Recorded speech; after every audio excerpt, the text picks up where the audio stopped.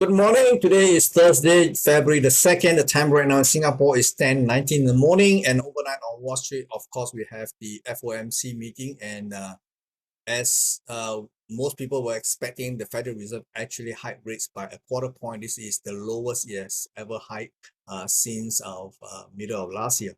Okay, so what we have seen, this is the third consecutive downgrade of the quantum of the rate hike from 75 basis point to December 50 basis point and now at 25 basis point. So there is a step down from the very aggressive rate hike of 75 basis point. So but most importantly, it's not the quantum of the rate hike because market already expected the Federal Reserve to hike by a quarter point. Okay, what is more important was that speech after the rate hike by the Federal Reserve Chairman, and the speech gave markets a idea that he is dovish, meaning to say that he is likely to ease off on further rate hikes, at least for now. And although he did not outright say that he's going to cut rates, but the market took it as good news, and that created a condition for equity markets to actually surge higher, and which is what it did here last night. Now, the Dow Jones actually did not quite manage to take out the January high, but it did flirt with the high, and the high traded was 34,334.7, which is a notch lower than the January high of 34,342.3. So although it did not quite manage to cross over, but the other equity index like the S&P 500, the Nasdaq 100, and the Russell 2000 all have managed to surge beyond the December high and the January high as well. So the laggard right now seems to be the Dow Jones itself. So this is quite telling. But by and large, you can see on a close-to-close basis, the closing of last night is actually one of the highest we have ever seen since the high traded in January, mid-January. So that lay the foundation for further surge going into tonight's session. But do be aware, the market right now is in that stage whereby it's a little bit euphoric. So there is always the danger of the market, not being able to maintain the momentum higher. So do watch out, okay? By and large, you can see S&P 500 has been very, very bullish. They take the market much, much higher to 4,148.95. And if you can compare this to where it was 4 months ago, this is the highest closing so far for the last 4 months. So that laid the foundation for another surge in the days ahead. The target right now is a 4,264.5. Okay, so where we are right now, the market needs to go up maybe another 100 over points for it to reach this intermediate point, because this is a three-wave rebound. Overall, the market is still bearish in my opinion, at least in the daily time frame. So this rebound from last October looks like it's unfolding very, very rapidly into a three-wave rebound. So I can only say that it's going to be a rebound for now, because unless otherwise proven otherwise, in the days ahead, in the months and in the weeks and months ahead, I can only assume that this is a technical rebound. So the danger right now is if the market continues to edge higher, this is the danger area. 4,370 to 4,530. So this is the danger, because this would mean the market will have rebounded in equality AB equal to CD, which is something that is very, very familiar to those who trade based on technical. Okay, AB equal to CD is a very, very common relationship and a pattern which signified the top or the bottom of a retracement, depending whether it's a downtrend or whether it's an uptrend. Okay, so do watch out as the market edge higher. Over in the Nasdaq 100, we can see that the market also managed to rebound, and this is unlike the S&P 500, we still have a bit of room to go and challenge the high into the equality range. The Nasdaq 100 is already in that range. Okay, so as you can see, this is a rebound. Equality move will be at 12,400. Last night high was 12,458. So it definitely has already, technically speaking, has already hit its equality target. And if the market continues to edge higher into this bracket become an area of vulnerability. Okay, so do watch out for reaction inside this bracket of prices here between 12,400 to 12,900. Okay, to watch out for potential reversal. And of course, we have the September high at 12,740. So this will be a guide, okay, as to where the market can actually go to. Okay, while over in Asia, we can see that the Hong Kong market actually opens on a high note, but as we are speaking right now, it seems to be pulling back. There is no very aggressive follow-through buying, although will be a perfect opportunity for the market to take this Hong Kong market even higher based on the very bullish closing in US equity, but that did not happen so far. Of course, we are very, very early in the morning. We still have another few more hours to go before the Hong Kong market closes. So there's always the possibility that maybe in the second half of the day, maybe the market will edge higher. But we can see that people in Hong Kong are getting a little bit cautious. Earlier on, it was a red color, now it turned into a green color. So it's quite amazing. So we can see that maybe it may still happen. Okay, buyers are coming back again in Hong Kong market as we are speaking. Over in the Shanghai Composite, we are also seeing something quite similar. Market have the great opportunity to actually edge higher. This is yesterday's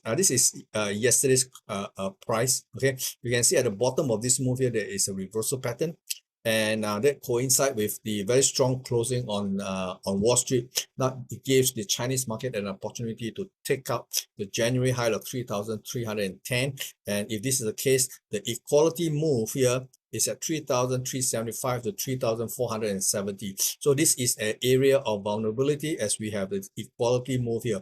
Although the market right now, at least on the daily time frame, has turned decidedly bullish, but the pattern, if it's only an equality move, and if it cannot surge beyond that 3,470, then that means that there's underlying weakness here. Okay, so do watch out for this, especially if the Wall Street also hit equality. Over in the currency market, we can see the dollar overnight did not quite sustain its recent gain, and of course, if the Fed chairman gives the market the appearance that he's dovish, meaning to say that he's going to hold off on further rate hikes, that is definitely a negative for dollar, because if interest rates is likely to plateau, then of course there will be less incentive for people to push dollar higher. So you can see there was a massive unwinding of long dollar position. In fact, we are seeing evidence that there are sellers are coming back into the market, thinking that that will be a signal to sell the dollar going forward. And if you look at the dollar index, that appears to be the case, because even in the weekly time frame, it has turned negative. Okay, for the first time, it has turned negative. So we can say that based on this, maybe for what we know, the market may actually test 127.20 and maybe even take it much lower. Okay, over in the currencies, the euro versus the dollar have a major surge from 108 to 110.30. Okay, which is actually very strong, because I have been emphasizing the fact that for the euro dollar to cross and stay above 110 is going to be a major fit. And not only did it do it very well, it cut through a butter like a hot knife. It starts slice through 110 and stays above. So that actually gives the market a little bit of underpinning, but the danger lies tomorrow. So how it closes tonight and how it trades tomorrow is going to be key. Now, why tomorrow? Tomorrow we have non-farm payroll, so it could be the catalyst for this euro dollar to actually unwind. Okay, so if you do not want to follow this market higher from this current level onwards, maybe you want to do what I want to do, okay, which is tomorrow I'm going to look for opportunity to sell short the currencies, in particularly the euro, and I'm expecting a reversal tomorrow. Okay, so do watch out for the potential move here. Now, Aussie is in a space all by itself. Aussie has turned bullish, okay, and now it's at above $71.57. So we can see that this Aussie has been supported largely by this the surge in gold prices, and that is underpinning the Aussie dollars. After all, the Aussie dollars is closely correlated to the price of gold. If gold do well, then obviously it will also mean that it will support the Aussie dollars going higher. So that is underpinning the Aussie market here. Now this one is the only one that I was a bit disappointed, because I was thinking this one is going to come back down, but yesterday it also surged. Although I'm still in the game, I'm short the Kiwi with a very small position opening. I'm still very much in the game, and we'll see what happens. At most, I know this trade doesn't work out, I'll be stopped out, but it's okay with me. Okay. Now over in the sterling. Now when you compare the euro dollar chart and the sterling chart, euro dollar have a major surge from 1.08 to 110, whereas the sterling, you can see the market has been building a base at 122.70, 122.60, but it did not surge and take out the last month high of 124.50. Okay, so by comparison, this is a weaker currency pair. So besides selling the euro, which I intend to do tomorrow, maybe a better candidate will be this, because the logic go like this. In supposedly bullish phase, any currency that cannot surge is definitely inherently weak. So what we want to do, we want to sell the weak and buy the strength. Okay, so in this case, by comparison with the euro dollar, the sterling versus the dollar definitely can be considered as the weaker of the two. So maybe it will give you more mileage if you, instead of selling the euro dollar, sell the sterling. Okay.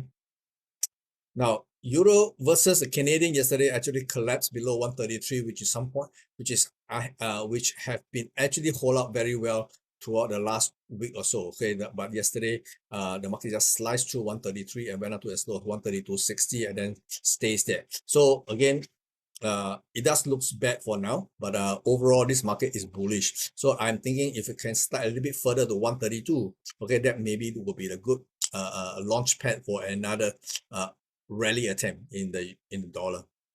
Over in crude oil, we can see crude oil prices has actually backpedaled. It did very well going into the FOMC meeting, going up to a high of $79.73, but it all unraveled because the dollar is weak, or at least most analysts is contributing to the decline due to the softer dollar. And of course, the fact that the main catalyst for crude oil prices to slide back was the increase in inventory, especially in the States. This meaning to say that there's a lot more supply in the market, and that causes the crude oil prices to also come off. And not only did it come off in the crude oil, it also went down to a new low for natural gas. I was long going into the last night. Actually hold it for 2 days, thinking that it's going to be the base. But unfortunately, it did not. Market slide below my stop loss point and traded to a low of $2.46. And maybe it's just trying to find another bottom. I am still very keen to look for a bottom, and maybe the next bottom could be found at $2.46. We will see what happens. Okay, so this low here that I think have a good chance. Okay, $2.46. The last night low was $2.64. This one should be $2.46.3. Okay, so I think we are getting very, very close to a bottom. Okay, I'm still very keen to look for buying opportunity here. Now, this is something that I did right yesterday. Going to yesterday, especially after Tuesday's surge in prices from 1,900, I decided that this is all it can do. And during the phase when the market was consolidating, I actually took up a couple of buy positions here, and true to the expectation, market actually surged more than $21 last night in gold to a high of 1,957. Now this gold prices is likely to continue on this trajectory at least until next week. Now next week is going to be the danger period, because I do expect a bit of volatility to come in as the market goes into the second week of February. I think it will find it will exhaust itself, and I will be very keen to do counter trend, meaning to say that I do expect a sizable correction coming in after the second week of which is next week. Okay, and this pullback, if it actually happens, may actually last more than a month, perhaps even 2 months. Okay, so over the next 2 months, I want to look for opportunity to see if I can hold on to a good sell position, and then my long-term plan is actually to go back and buy, because from the April low, we probably will see another surge going into June. Okay, probably a new high. So this is my game plan for precious metals, and I'm sitting pretty now on gold. I also took up gold silver position yesterday during this consolidation phase in the morning, and I took out a couple of positions, and market actually surged to this morning high of $24.28, and this is already testing the last week high of $24.29. Okay, very, very, very close, and there's a very, very good chance it will take out $24.55 all the way to $26 dollars. Okay, so there's a lot of potential for this market to go even higher. So I will use the gold scenario to time my exit in silver, and we'll see by then whether it is also appropriate to go short on silver as well. Okay, we have to look at the structure going into next week. So over in pressure in the digital asset space, we can see that the correlation between the US equity market and crypto space again come back into full display. Okay, we have seen since the start of 2023 in January, we can see that Nasdaq 100 has been taking the lead higher, and that also coincide with the bottoming out in the crypto market, and you can see Bitcoin has actually been charging higher up to this morning of 24,245. So we have to time this based on what we foresee in US equity market, in particularly the Nasdaq 100. So use that. I think the analysis for both these two can be used concurrently. Right now, we have see how far it can sustain. Okay. So far, it's looking very, very bullish. Ethereum also went up to a high of just under 1,700. It took out the January high of 1,680. And this is one of the more aggressive move because it has been lagging behind Bitcoin for quite some time now. So this morning, it decided to take off and take out the January high. Again, looks very, very positive for now. This one is not so positive. Okay, by comparison, whereas the Bitcoin and the Ethereum has actually taken out new highs for this year, we are still seeing that the Ripple is still lagging behind. We are nowhere near the January high of 0.433. So the best it could do was 0.442, not even 42, 4178. Okay, so this is definitely lagging behind. Cardano is the star performance here. Okay, like Bitcoin, it has been charging and charging higher, and this support line has been working amazingly well to show that the support is actually along this blue colored line, which is the support line.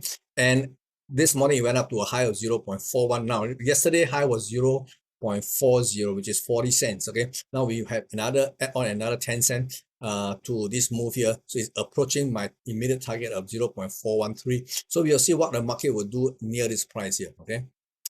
Solana did not mimic what we are seeing in Cardano. In fact, the market is respecting this previous support line turned resistance line. Market paused its surge just under $25.80. And we can see that the market is definitely very aware of this line here and is respecting it. So from a technical standpoint, we can see that crypto actually can be traded very technically because it has no real fundamentals. Okay, so basically using technical analysis to trade crypto is actually quite viable because you can see that a simple support resistance line can work wonders. Okay, has been shown here.